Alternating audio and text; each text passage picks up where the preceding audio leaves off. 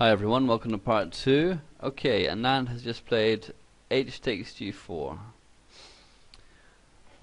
So Carlsen continued with the rook h4 to pressurize this g4 pawn, a move that's easy to understand. Black has to remain active or he's in danger of getting crushed here. However, it seems that it may have been wise to play a6 at this point, because this knight is going to be a real menace on b5 in the positions that are coming up later in the middle game. White does get knight d4 here, which you know is a nice move, and black's giving it to him with tempo, but it's better as far as black's concerned for the knight to be on d4 rather than b5, as you'll see when the game continues. So rook h4, and now knight f2. This is just to defend the g pawn, but the drawback of this is that it removes the defender of the e pawn. So knight c6 from Carlsen comes with tempo, and Anand can defend it in a tactical way, rook c2, and suddenly we're seeing that white appears to have something in this position now, with compensation for the pawn and the fact that black is becoming a little passive. Neither his knight nor his bishop can move, and the bishop's hemming in the rook on a8 here, and this h4 rook has got a little bit of pressure, but of course it can't win the game on its own. So Carlsen played h5 here, and of course not knight takes e5 or he gets mated. Rook takes c7, king a6, and now knight c3. And how do you stop rook a1? You cannot, so that's no good. So a5 is played here. Sorry, there's a couple of moves in between there. Knight f2, so knight c6 is the tempo, rook c2 as I said, and now a5. So rook c4 from Anand, and this is to prevent Carlsen from playing a4 and liberating his rook, and you know, that would activate his passive rook on a8 here, which is obviously desirable, and this move also defends g4, so it frees up the movement of the knights. So it's a nice multi-purpose move, as I said. And there was actually another interesting combination based line here that looks good on the surface for white, but in fact doesn't quite work. There's the tactical idea e6, or after f takes e6, bishop takes e6, which is forced, you know, if black wants to sustain his edge. But now comes rook takes c6 with the idea king takes c6. Now knight d4 check, king d7 is best, saving the bishop, but you know, allowing knight f5 with discovered check, and black is better after king c8, knight takes h4, and now bishop takes b3 with, you know, triple connected passes against the knights. A healthy advantage here, and probable win. So that was something for white to avoid, but it was still an interesting line. So rook c4, and now g6 from Carlsen, and this is a thematic move and the best way to increase the pressure on the king side here. Again, he doesn't want to play knight takes c5, rook takes c7, king a6, and now knight d6, and white is looking very good here. So g6, now rook dc1, intensifying the c-file pressure. And obviously, you know, it's bad for the knight to move because c7 is dropping and white's just getting huge initiative. So bishop d7, now e6. So you know, the standard strategy for white in this opening is being used, the pawn majority on the king side, and it's really hard to believe that there isn't at least full compensation for the pawn here. However, in the cold light of day, that doesn't seem to be the case, and black is better in all lines. So f takes e6, f takes e6, now bishop e8, because the bishop's tied to defending the knight, and now a very nice move from Anand, knight e4, with the simple idea of playing knight f6, exchanging the knight for the bishop, and then winning c6. You know, it's very simple, logical, and strong play, and what makes it great is that it gives up the g-pawn with tempo. Rook takes g4 check. So, you know, black has tried to create this pressure, and Anand has just said, yeah, fair enough, you can have the pawn. I'm going to do something else instead, it doesn't matter. So king f2.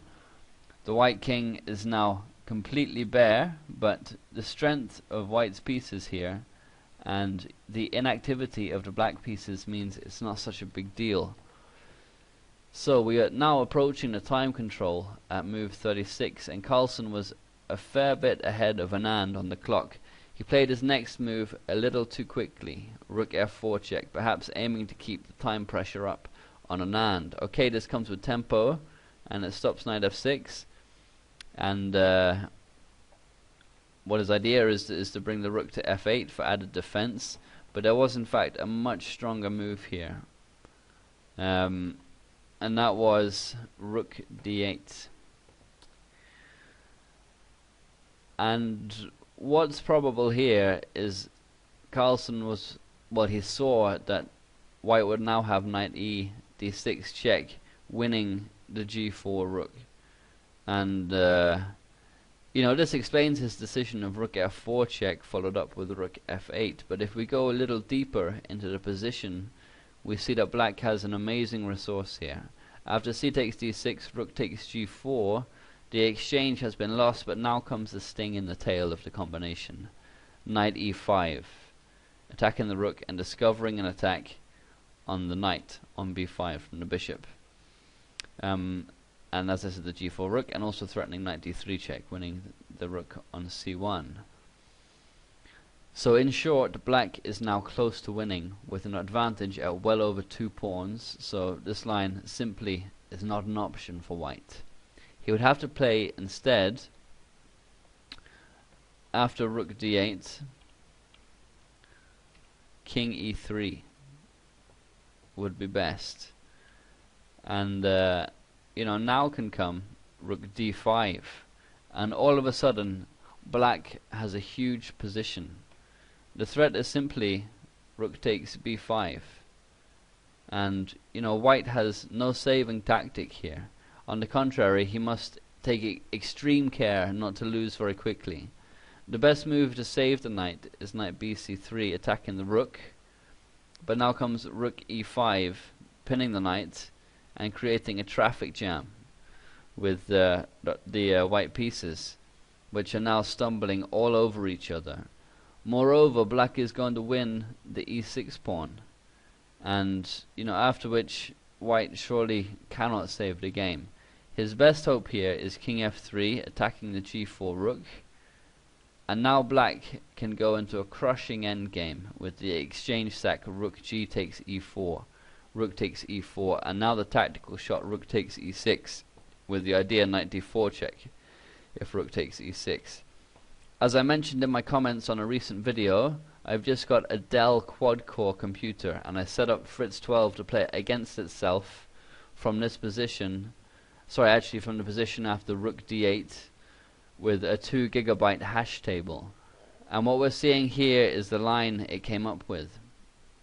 I'm a subscriber to GM Baburin's excellent online publication New in Chess, and he also mentions this line, quoting GM Krasenkow as the source who had first found it.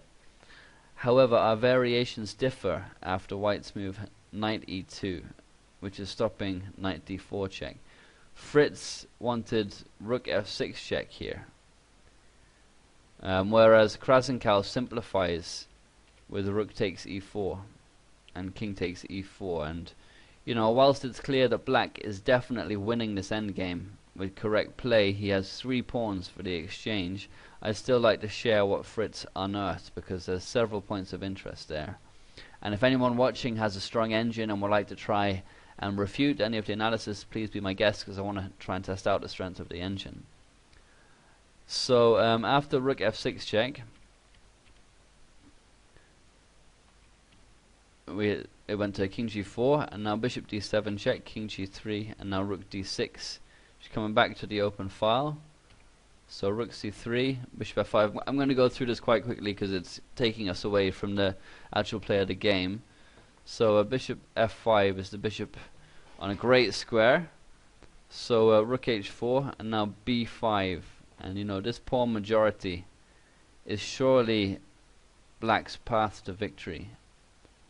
So king f2, now rook d2, rook on the 7th, all standard stuff.